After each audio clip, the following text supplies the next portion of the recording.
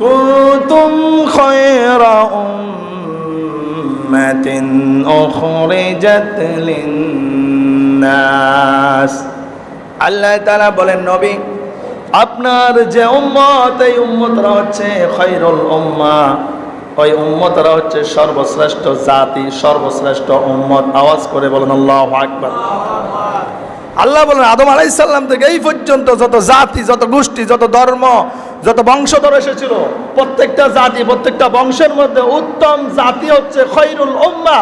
আপনার উম্মতের আওয়াজ করে বলেন আল্লাহু আকবার। এজন্য আল্লাহ বলেন তা'মুরুনা বিল মা'রুফি ওয়া তানহাউনা আনিল মুনকার। আর নবীদের এই দায়িত্ব আমি আপনার উম্মতদের হাতে তুলে দিলাম। আল্লাহু আকবার।